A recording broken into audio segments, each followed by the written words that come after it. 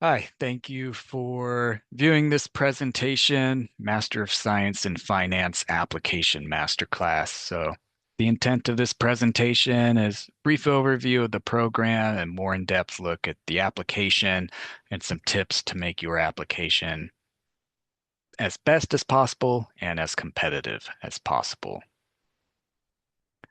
My name is Andrew. I am the Assistant Director of Graduate Admissions here at the Lundquist College of Business, and I support the Master of Science in Finance program. You see my contact information, so should you have any follow-on questions about the program or the application, please reach out to me and assist you best as possible.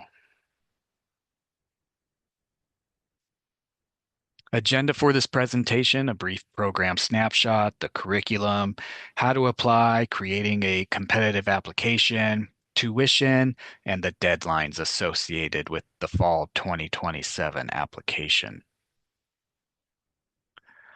Program snapshot of the Master of Science in Finance. So it is a 10-month program. It is CFA Institute-recognized curriculum. It is STEM certified. So if we have any international students applying for the program, graduation from the program allows an individual up to 36 months of OPT time here in the United States. It is cohort-based learning model. It is a fall start, and it is only a fall start. It is full-time in person. So we do not offer any online or hybrid learning options. So all members of the program will be here in Eugene in person full-time at the University of Oregon. And there's no work experience required to apply for or attend the program. Class profile. So our current class of Master of Science in Finance students. So there are 19 students. Average year's work experience is 4. Again, no work experience is required to apply for or attend the program. Average undergrad GPA is 3.51. Average GMAT or GRE test scores submitted are 610 and 310. One thing to note here is that GMAT GRE is optional for the application. We do not require it, and we will speak about that later. Um, Average English comprehension test scores submitted. So for if you are an international student, you can see the averages of TOEFL and IELTS submitted to date were 102 and 7.5. The average age is 24 and 48% of the students are women. Curriculum. So quick glance, again, the program is 3 terms, fall, winter, spring. It is 45 credits minimum to graduate the program, 10 core classes and 5 electives to meet the graduation requirements. Again, no work experience required to apply for or attend the program. Additionally, there's no prerequisite degree or classes required to apply for or attend the program. So you do not need a business degree. You do not need a finance degree. The program is open to students of all education backgrounds within undergrad studies. The curriculum on the left, you can see the core courses that all students that are a part of the program will take. So financial accounting, quantitative methods of finance, fixed income securities, to name a few. And on the right, you see some sample electives. So electives are when you can take coursework in areas of study that most interest you within the field of finance. So if you want to develop your knowledge in commercial banking or wealth management or hedge fund trading, the electives are where you would take care of that. Additionally, you'll take part in one capstone, whether that's corporate finance or portfolio management. And another requirement of the program is that you take part and be a member of the Masters Investment Group. for two of the three terms that you're a member of the program. So while a member of the program, you and your peers deal with real world money, a little under $2 million. And so it's a great group, great program, learning investment strategies. The application process. So the first thing you'll do to apply for the Master of Science in Finance is create an account with the University of Oregon Division of Graduate Studies. Their website is right there. So once you establish a username and password, you'll select that you're pursuing a master's degree and finance, which will take you to the finance application. Complete all the appropriate application sections, pay your required application fee for domestic students. That is $70 and for non-domestic students, it is $90 And once your application is reviewed to ensure that it is complete and that you meet the minimum qualifications of the program, you'll be invited to take part in a 30-minute interview. Creating a competitive application. So here's the materials required for the application: a resume, transcripts, a statement of purpose. Letters of recommendation are optional. GMAT GRE test scores are optional. English proficiency if needed. And the last step of the application, again, is the interview. The resume. When composing your resume, we encourage you to use the who method. So who stands for what did you do? How did you do it? And what was the outcome when you're composing your bullets?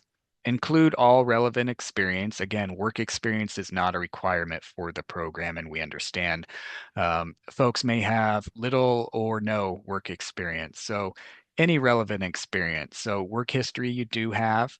Internships you may have taken part in. If you've been identified for a future internship, please list that on your resume. Any organizations you've been a part of, volunteer work. Again, just tell the whole story of yourself. Utilize the month, year, date format, your expected graduation date if you're still pursuing your undergraduate degree. Please upload in a PDF. And if you need any assistance, please utilize More Career Services resume guide. And this QR code here, if you scan it, will take you to More Career Services resume assistance. And on the left, you can see a sample resume, which you could mirror in composing your own resume should you not already have one. Transcripts. So all we need for your application are unofficial transcripts. So you'll just upload those to your application. Official transcripts will be needed later, should you choose to accept the offer of admission. So once you accept your offer of admission, if you've already completed your undergrad studies, you would have your official transcripts sent to the University of Oregon, or you would do so upon completion of your undergraduate studies. But for the application, all we need is unofficial transcripts. And if you're a current University of Oregon student, very simple, log into DuckWeb, download your unofficial transcripts, and then a quick upload into your application. Additionally, if you are University of Oregon students, you do not need to worry about official transcripts because those will be automatically forwarded to the Division of Graduate Studies. Statement of purpose. So statement of purpose is just a brief essay on, why a Master of Science in Finance. How does that align with the goals and ambitions that you have for yourself within the field of finance? What are your career ambitions after completing the program? And, what do you bring to the program? So 1,200 words or less. Don't pay much attention to the word count though. So page and a half. So visually, if you're page to page and a half, 2 pages, you've met the intent. GMAT or GRE test scores. Again, these are not required as part of the application. General rule of thumb, though, is if your GPA is below 3.25, you should consider submitting either GMAT or GRE test scores just to show the admissions committee your quantitative abilities. Um, that said, ultimately, the decision on whether or not to submit test scores is on the individual. English proficiency. So if we have anyone applying for the program that earned their undergraduate degree outside of the United States or not in a country such as Australia or excuse me, um, Canada, the United Kingdom, potentially English proficiency scores are required if you earned your undergraduate degree in a country where English is not the official language. So three different test options, the TOEFL, the IELTS, or the Duolingo to satisfy this requirement. So if you've already taken the TOEFL, you took the old version, 96 is the minimum requirement. So as long as those scores are within 5 years, you can submit those scores. If you take the new version of the TOEFL, there's a new grading format on that. So 5.0 is the minimum requirement. With the IELTS, it is 7.0. And the Duolingo English test, 130 is the minimum score requirement for that test. So any one of these three will satisfy the requirement. Letters of recommendation, again, optional. If you feel your application is strengthened by submitting a letter of recommendation, then please do so. But again, this is an optional portion of the application. Can be from a professor or somebody that you know professionally. Try to find somebody that you've had at least a 1 year or more relationship with. So somebody that can speak to specific examples of your motivation, your maturity, your intellectual capacity. The application fee. So all students applying for the program must pay their associated application fee. The School of Business does not offer application fee waivers. That said, if you are a current or former member of the United States military, or you are a member of the University of Oregon's 3+1 scholarship, excuse me, 3+1 finance scholar program, uh, we can waive your application fee. So again, if you're a current or former military member or a finance 3+1 scholar, please reach out to us and we will assist you with that. For all others, the application fee is $70 for domestic students and $90 for non-domestic students. Once you submit your application, you'll be taken to a screen to submit your application fee. Please keep in mind your application will not be reviewed or processed until the application fee is paid. And the final step of the application process is the interview. It's 30 minutes long. Present yourself in professional attire. We're not advising you to go buy a new suit or dress or blouse or shoes or anything like that, but just make the best of what you have as far as presenting yourself, whether that be in person or virtual.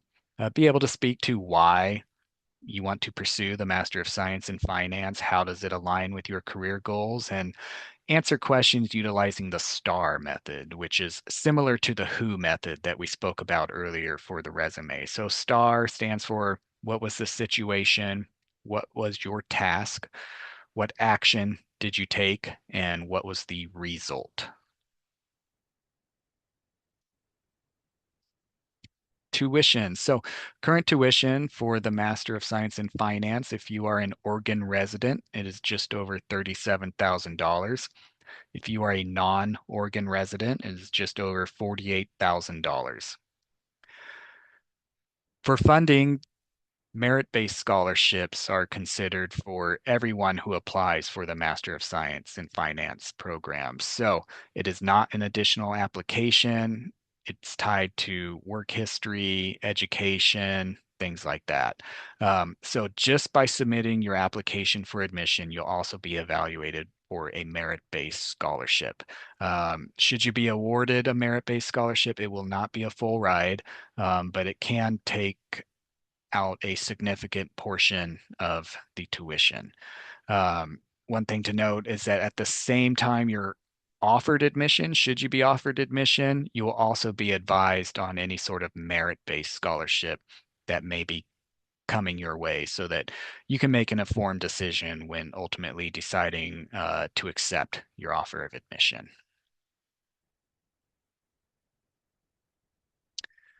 And these are the deadlines for the fall 2027 finance start. So first date to keep in mind is September 1st. So September 1st is when the application will open. So you cannot begin your application until September 1st. So please keep that in mind. So early decision deadline, November 15th, and then you can see the follow-on deadlines through the final deadline of July 23rd. We have rolling admissions, so as soon as we receive your application, we will begin processing it, moving you throughout the application process. So, submitting your application early doesn't mean you won't find out until, or excuse me, that we won't look at it until November 15th. So, as soon as we receive it, we'll begin reviewing it. So, um, once you complete your interview, typically you'll know within 2 weeks what the final decision is. The admissions committee will get back to us. So it's a relatively quick process. So we encourage everybody to submit as early as possible, but please don't submit until you're ready to submit and you feel confident in your application material. Multiple reasons to submit early. First reason is that seats are still available. Number two, scholarship money is still available for those merit-based scholarships. There's only a set amount of money for that. So once it runs out, it runs out. So if you apply early, you still have a good shot of potentially receiving a scholarship, a merit-based scholarship offer. And lastly, you apply early, you find out early, it just takes your weight off your shoulders. Should you still be finishing up your undergraduate studies, you already know what's next the follow-on year. So just peace of mind, if you will. And that's it. Again, thank you for viewing this presentation. Again, my name is Andrew. Look forward to meeting you and helping you through the application process. Please reach out to me or the team here within Lundquist Admissions. You can see our general contact information. Again, we look forward to helping you throughout the process. No question is too big or too small. So please reach out. Thanks again. Goodbye.